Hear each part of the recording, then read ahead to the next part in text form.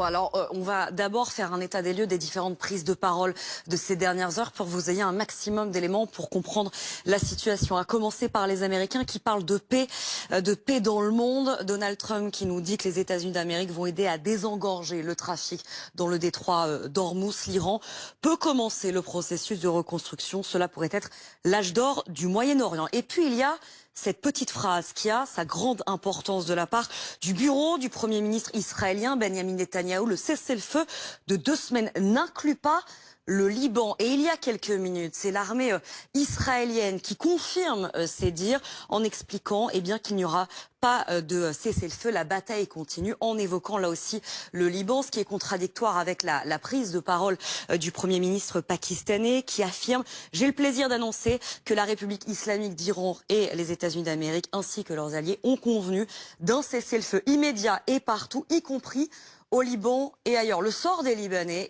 c'est aussi l'une des préoccupations de la France.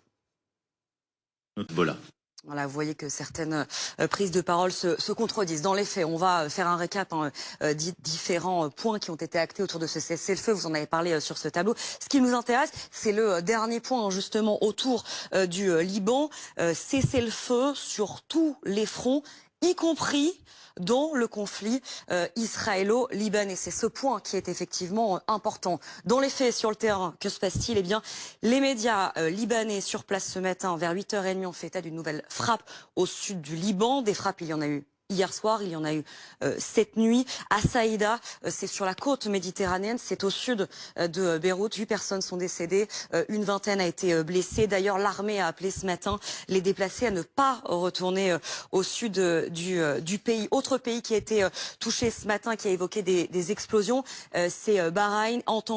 Des explosions entendues ce matin vers 7h au niveau de Manama. Et puis, peu de temps après l'annonce du cessez-le-feu, il y a eu des sirènes du côté d'Israël qu'on va peut-être entendre, des sirènes à Tel Aviv, parce que là aussi des missiles ont été interceptés. Ça a eu vraiment lieu très peu de temps après l'annonce du cessez-le-feu.